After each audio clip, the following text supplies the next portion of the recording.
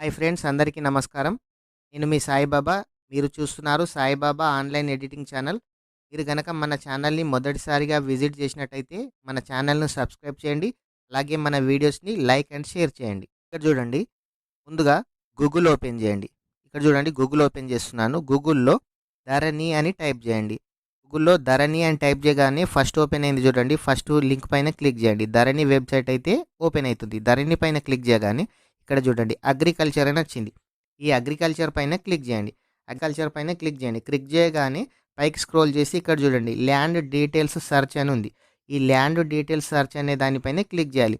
ఈ land details search పైన click చేసి ఏ డిస్టిక్ అయినా సరే, తెలంగాణలో ఏ డిస్టిక్ అయినా సరే, ఏ మండలం అయినా సరే, ఏ విలేజ్ అయినా సరే, మనం ఇక్కడ ఎవరి పేరు పైన ఏ సర్వే నంబర్ మీద ఎంత పొలం ఉందో ఎవరైనా చూసుకోవచ్చు. ఇది ప్రతి ఒక్కళ్ళ మొబైల్లో కూడా ఓపెన్ అనేది అవుతుంది. ఇది ఓన్లీ సిస్టమే కాదు, మొబైల్లో కూడా ప్రతి ఒక్కరు ఎవరి పేరు పైన ఎంత పొలం ఉందో కూడా తెలుసుకోవచ్చు. ఇక్కడ చూడండి, డిస్టిక్ పైన క్లిక్ చేయండి. తర్వాత నెక్స్ట్ మండల్ పైన క్లిక్ చేయండి. తర్వాత విలేజ్ పైన క్లిక్ చేయండి. విలేజ్ పైన క్లిక్ చేసిన తర్వాత ఇక్కడ సర్వే నంబర్, మన పేరు పైన ఏ సర్వే నంబర్ ఉందో ఆ సర్వే నంబర్ని క్లిక్ చేసి ఇక్కడ కనిపిస్తున్న ఆల్రెడీ ఖాతా నంబర్ ఆటోమేటిక్ అదే వస్తుంది. ఖాతా నంబర్ పైన క్లిక్ చేయండి. ఇక్కడ కనిపించే క్యాప్చా కోడ్ను ఎంటర్ చేసి ఇక్కడ ఫెచ్ పైన క్లిక్ చేయండి.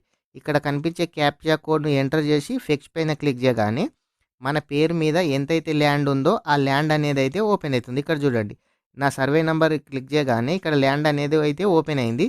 ఎవరైనా సరే ఎవరి సర్వే నెంబర్ వారు క్లిక్ చేసి అసలు మన మండలు, మన డిస్టిక్, మన విలేజ్, మన ఖాతా నంబరు, మన సర్వే నంబర్లో ఎంత పొలం ఉందో కూడా ఎవరైనా సరే ఈ ధరణి వెబ్సైట్ అయితే ఓపెన్ చేసి చూసుకోవచ్చు. అలాగే సర్వే నెంబర్ కాకుండా మొత్తం మన పట్టా పాస్బుక్లో ఎన్ని సర్వే నెంబర్లు ఉన్నాయి, అన్ని సర్వే నెంబర్లతో ఒకేసారి పొలం రావాలంటే కూడా నా పట్టా పాస్బుక్ నంబర్ని ఇక్కడ ఎంటర్ చేయాలి.